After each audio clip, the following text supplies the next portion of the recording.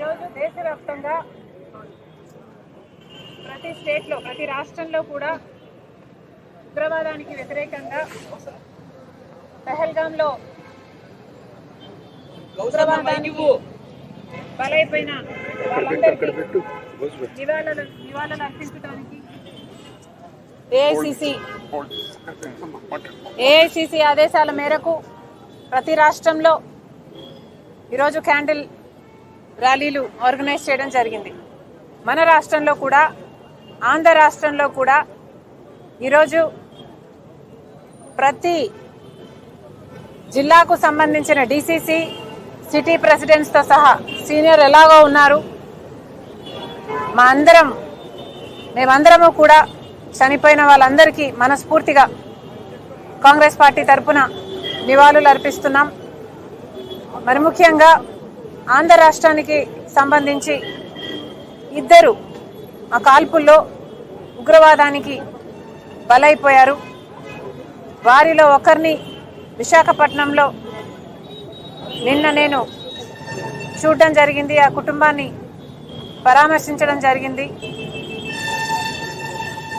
చంద్రమౌళి గారు, ఆయననైతే ముఖం మీద తుపాకీ పెట్టి కాల్చడం జరిగింది.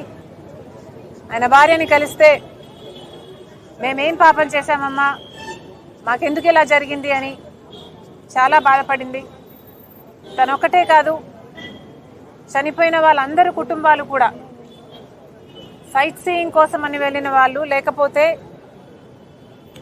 పిల్గ్రిమేజ్ కోసం వెళ్ళిన వాళ్ళు, అలా టూరిస్టులుగా పిల్గ్రిమ్స్గా ఏ ఆయుధాలు లేకుండా సంతోషంగా వెళ్ళొద్దాము అని ఇంట్లో నుంచి బయలుదేరిన వాళ్ళు హఠాత్తుగా ఇంత ఘోరంగా, ఇంత బ్రూటల్గా చాలామందికి హెడ్ మీద కాల్చారు. ఇంత భయంకరంగా చనిపోయేసరికి ఏ ఒక్క కుటుంబం కూడా భరించలేకుండా ఉంది. ఈరోజు దేశం మొత్తం ఆ కుటుంబాలకు నివాళులు అర్పిస్తుంది. అంటే మన దేశం మీద జరిగిన ఈ దాడి ఎంత షాకింగ్గా, ఎంత బ్రూటల్గా చేశారో ప్రపంచమంతా కూడా చూస్తుంది. మరి ముఖ్యంగా చెప్పాలనుకున్నది ఏమిటి అంటే, ఇది మన దేశం మీద జరిగిన దాడి, కానీ ఇదేదో ఒక దేశం మీద జరిగిన దాడి లా కాకుండా ఒక మతం మీద జరిగిన దాడిలాగా బీజేపీ, ఆర్ఎస్ఎస్ దీన్ని పోర్ట్రే చేసే ప్రయత్నం చేస్తున్నారు. ఇది చాలా దురదృష్టకరం.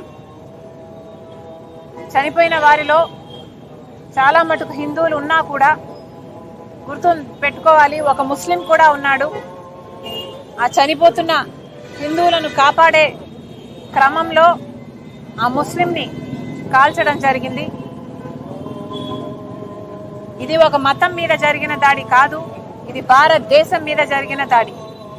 కానీ బీజేపీకి సంబంధించిన మీడియా అయినా, సోషల్ మీడియా అయినా ఇది ఒక మతం మీద జరిగిన దాడిలాగా సృష్టిస్తుంది. ఇది చాలా దురదృష్టకరం.